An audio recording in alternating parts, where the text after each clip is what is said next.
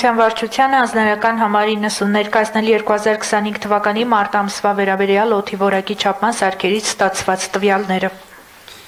Հարգելի պարոն քաղաքապետ, Երևան քաղաքում շինհրապարակներում տեղադրված օդի մոնիտորինգի 103 կայաններից 2025 թվականի մարտ ամսին ստացված տվյալներով օդի որակի ինդեքսի միջինացված արժեքը PM2.5-ի համար կազմել է 91, իսկ PM10-ի համար կազմել է 37։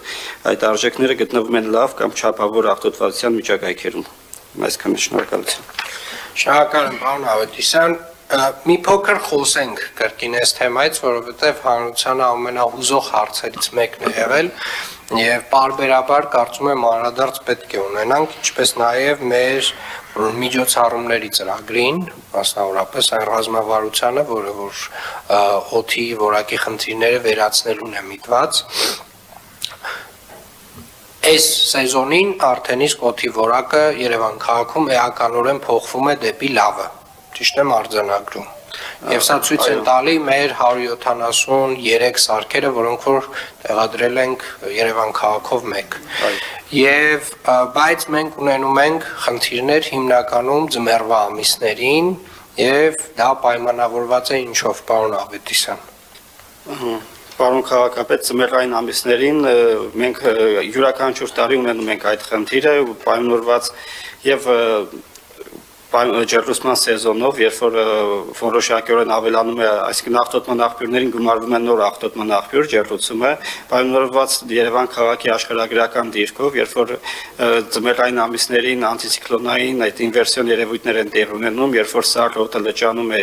արարության գոգավորության հատակային մասերում, Երևան քաղաքում եւ օդափոխանակությունը խախտվում է այդ ամիսներին, եւ պայմանավորված նաեւ Երևան քաղաքում կանաչ տարածքներում կանաչապատ գոտիներում մշտադալար տեսակների սակավությամբ, երբ որ այդ կանաչ գոտիները իրենց ֆիլտրող գործառույթը չեն իրականացնում, այսինքն քիչ են դրանով պայմանավորված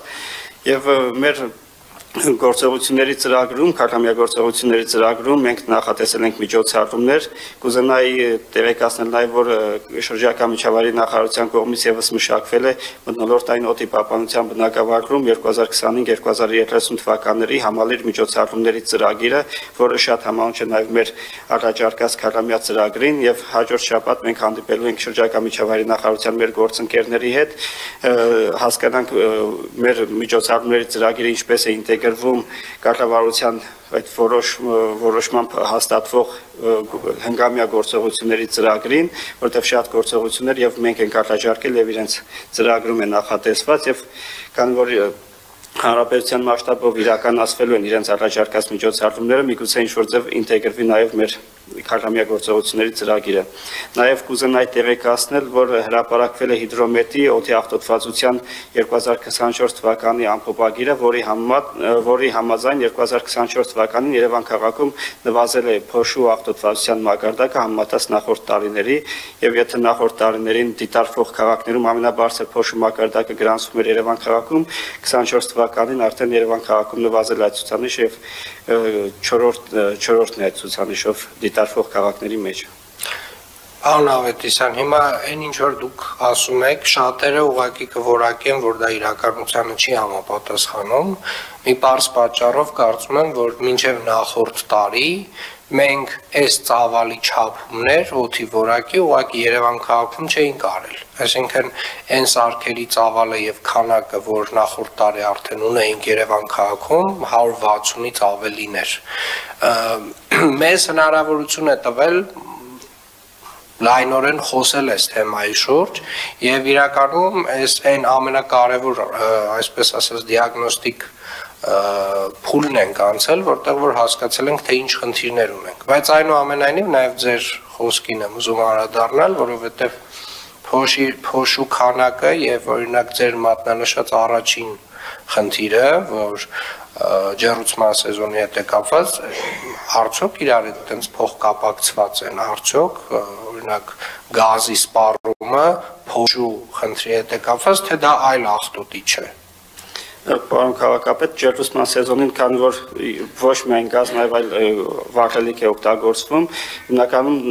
մանրատիկ փոշու կամ այսպես ասած PM2.5-ի աղբյուր ջեռուցումը եւս հանդիսանում է։ Ջեռուցումը այդ օրգանական փոշու օրգանական ծխի մասնիկները հանդիսանում են PM2.5-ի աղբյուր եւ նաեւ դրանք քանի որ գումարվում է ձմեռային ամիսներին օդափոխանակության խանգարումը, այդ ամենը բերում է նաեւ մեր սարքերի կողմից արձանագրվող PM2.5-ի մակարդակի ավելացման։